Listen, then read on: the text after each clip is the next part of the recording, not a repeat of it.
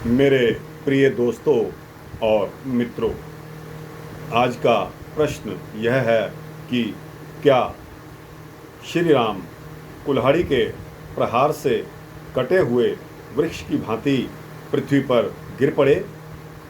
दोस्तों, यह वृतांत बहुत ही विचलित करने वाला है। यह करुणामयी वृतांत मैं आपको वाल्मीकि रामायण में से सुना रहा हूँ। इस वृतांत के अंत तक बने रहिए। अगर आपको श्री राम से प्रेम है तो दोस्तों, जब भरत भैया सेना को पीछे छोड़कर भरत, गुरु वशिष्ठ जी, सुमंत्र जी तथा शत्रुघ्न को साथ लेकर आगे चले, शीघ्र ही वे एक पर्णकुटी के पास आ गए जिसके आसपास जलाने की लकड़ी के ढेर लगे हुए थे।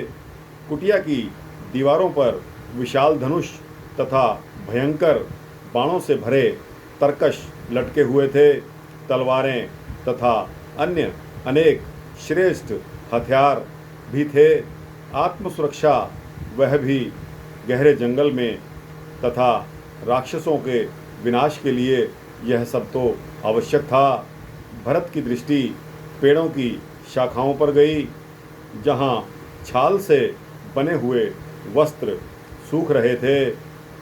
ये चिन्ह इस बात के प्रतीक थे कि राम, लक्ष्मण और सीता उसी कुटी में रह रहे हैं। फिर अचानक भरत जी की दृष्टि तपस्वी तथा त्यागी राम जी पर जा पड़ी। शिला पर तीनों लोकों के स्वामी विराजमान थे। उनके विशाल बाहु, चौड़ा वक्षस्थल तथा प्रेम पूर्व मुखमंडल पर दिव्य आभा थी। उनके एक तरफ श्री लक्ष्मण जी तथा दूसरी तरफ सीता जी विराजमान थी। राम के इस शांत दिव्य रूप को देखकर भरत के हृदय में प्रेम का सागर उमड़ आया। वे उछलकर उस स्थान पर जा पहुँचे जहाँ प्रभु राम बैठे हुए थे। उनके मुख से भ्राताश्री के अतिरिक्त और कोई भी शब्द नहीं निकल सका।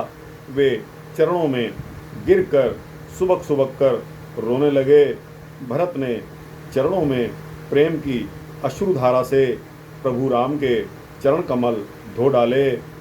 राम ने जटाधारी तथा वलकल वस्त्रधारी भरत को उठाकर अपने हृदय से लगाया।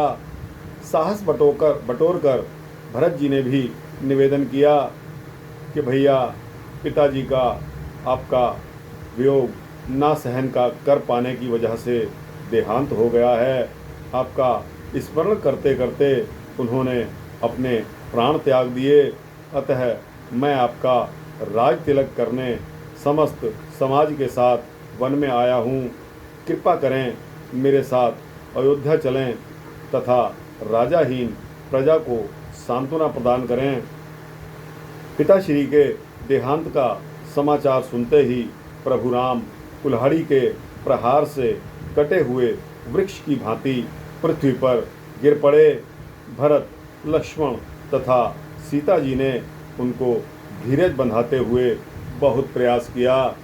तो दोस्तों, यह करुणामयी सीन उसी भरत मिलाप का है, जो कि आज भी यह भूमि, यह स्थान आपको चित्रकूट में मिलेगा। दोस्तों, अगर आपको समय मिले तो भरत मिलाप वाले स्थान पर भी जाकर दर्शन करिए, आपका परोपकार होगा।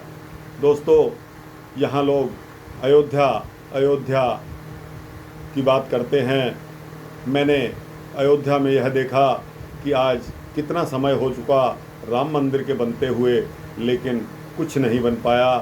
सारा का सारा अभी खाली पड़ा है।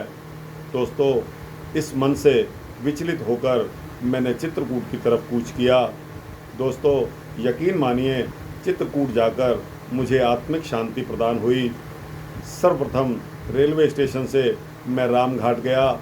रामघाट पर वहाँ टम्पू आपको पूल में मिलेंगे जो कि सवारी के हिसाब से आपको चार्ज करते हैं और लगभग 6 स्थानों का भ्रमण सिर्फ 100 रुपये में करवाते हैं। दोस्तों, यही सबसे सस्ता उपाय मुझे लगा। आप भी अगर पैसे की तरफ से थोड़े से भी तंग हैं तो आप भी इसी पूल टेम्पू में बैठकर रामघाट से 6 मंदिरों के लिए प्रस्थान कीजिए। आपको 6 मंदिर दिखाए जाएंगे, आपका दिल खुश हो जाएगा। सभी मंदिर ऐतिहासिक हैं, भगवान राम से संबंधित है और दोस्तों ऐतिहासिक हैं।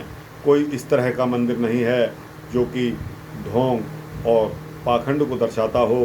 दोस्तों, 6 मंदिर देखने के बाद अगर आपके पॉकेट से मात्र 100 रुपये जाते हैं तो दोस्तों यह इतना बड़ा परोपकार होगा, इतना बड़ा धर्म का काम होगा कि आपकी आत्मा खुश हो जाएगी और आपको आने वाले दिनों तक याद रहेगा।